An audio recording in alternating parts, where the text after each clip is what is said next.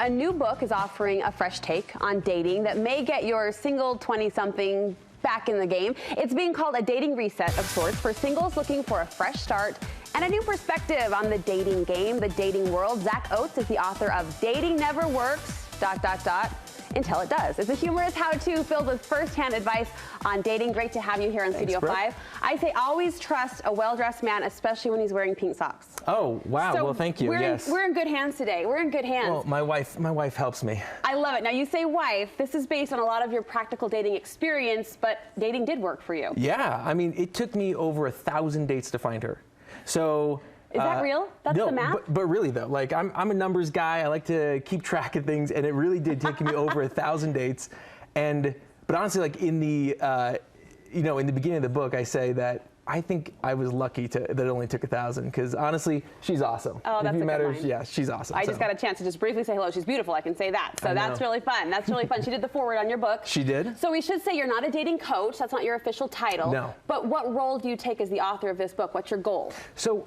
Honestly, it just took me so long to get married, right? It took me so long to like figure out what dating is. How so long? How old were you? So I was almost 30. Okay. But like 1,000 dates is a long time. That is the legwork. Yes, so, you have put in the time. Yeah, and so basically what I wanted to do was to come up with a way to help people realize that, look, if you're single, nothing's wrong with you. You're not broken. It's just you're single, and that's okay. So have a good time doing it.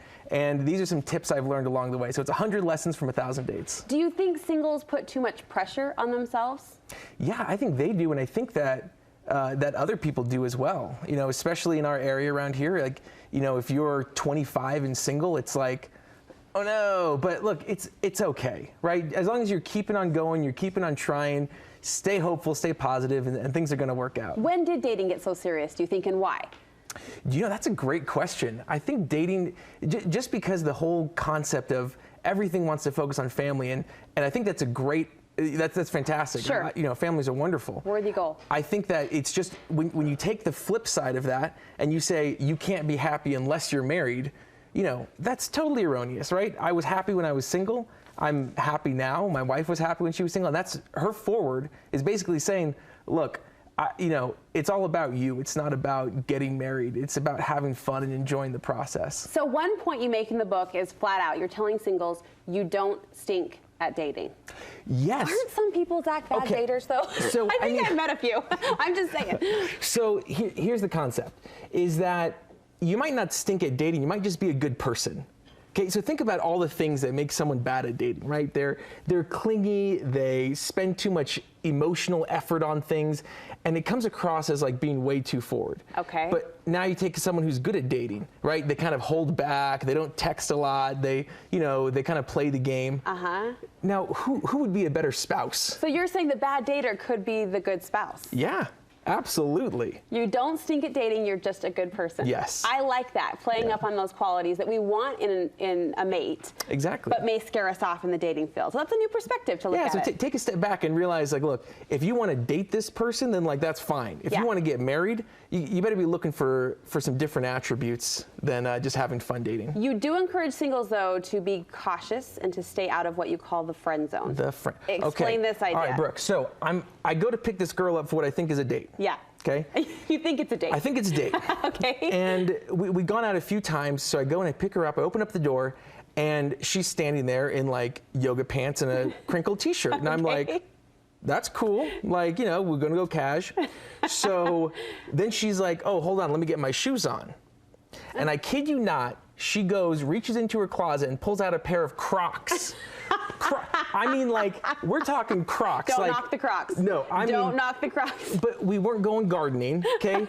We weren't dressing up for Halloween as like people of Walmart.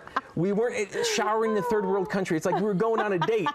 And that's when it all of a sudden just like hit me. I was like, oh my gosh, I'm in the friend zone. This is not a date. I'm stuck. I'm here. It's not a date, So, so what I recommend. Yeah, how do you draw that line? Okay, so guys, ask girls out on dates. There it is. It's a crazy concept, but like use the word date. Instead of the words hang out. Yeah, instead of like, oh, let's chill, let's get together, let's go on a date. I want to go on a date. Right. Now, For women, here's what I recommend. Don't wear Crocs? Okay, yeah. Number one, throw them away. Just get rid of those Crocs. Yeah. By the way, I'm not sponsored by Crocs, okay, good. in case you couldn't figure it out. Right. But for girls, I heard a lot of women who say, like, nobody asks me out, right? Like, I'm a victim. And it's kind of like, okay, but look, so I give 4 steps on how to get asked out by guys. Okay. So step 1, listen. Right? Ask questions and listen, and like actually like be engaged with them. Okay. Step 2, laugh at their jokes. Okay? All men think they're funny. They'll eventually find out they're not. But I'm not laughing because you just told me to. We're not on a date, but I'm laughing because you're genuinely entertaining. Go ahead. Okay. Number 3, okay? Touch the elbow. The elbow. I mean, right there, as you're laughing and you touch a guy right there in the back of the elbow. A little lean in action? A little lean in, a touch. Okay. I'm telling you, that works. Now, step 4. Okay, here is like the clincher. If you want to get asked out, okay? And a guy has not put forth the effort yet. Now, just for everyone watching, I will tell them, everywhere in the world is good. Okay, so you're not lying when you say, hey, have you ever heard about such and such place? I've heard it's really good. We should totally go there sometime. Okay, now if you to the restaurant you've really never been to, but you know it's good. You heard it was good from Zack Oates. Okay? I love it. I love it. So if you're touching their arm, asking questions with eye contact, and you're laughing at their jokes, and you say we should totally go there sometime, and they don't ask you out, then either one, they're not interested in you, which is okay, right? Because just like one less guy to worry about, or 2, they're too dense to realize that you're interested. And let me tell you, stupid is passed on in your genes, and you don't want that in your kids. So I'm just saying, that is how you stay out of the friend zone, So Brooke. how do you know when to stop? That's another technique you put forward in the book, is know when to stop. Yeah, because like, I've been that creeper before where like she's dropped a lot of signs of like, hey, look, I'm not interested. The Crocs were a good clue, not to circle back to the shoes again. I went back and I noticed that she also texted me saying like, I'm not interested, but I missed that. Yeah. I don't know. It just kind of happens. Over the head. Yeah. So the 3-point rule. Okay. So the objective is to stay at 0. All right. When you reach out to them, they get points. As they reach out to you, those points are eliminated. The objective is to stay at 0. Okay. So a text or a phone call or a voicemail, like if you call them and it just like goes right through the voicemail and you leave a voicemail, that's 1 point. 1 point. If it rings through and you leave a voicemail, that's 2 points. Because you know they've rejected you. Because you know they 2 points. saw that, right? Got it. If you drop by, that's full on 3 points. Yeah. Okay? So if you get to 3 points, you stop. You're done. It ends at 3. It ends. Don't reach out to them. Don't contact them. Because if you do, you're the creeper. Now, every once in a while, Brooke, you'll meet like a 4-point guy or girl. Okay? It's worth it? Yeah, worth like putting a little bit of like your self-respect on the line for. Okay. I mean, once a year, maybe. They're unicorns. Yeah, the unicorn. Okay. So if you get to 3, just take that as your hard and fast rule of just pull back. And if they reach out to you, great. I love this. Yeah, with my wife and I, we actually, and my mother-in-law is going to hate me telling you this.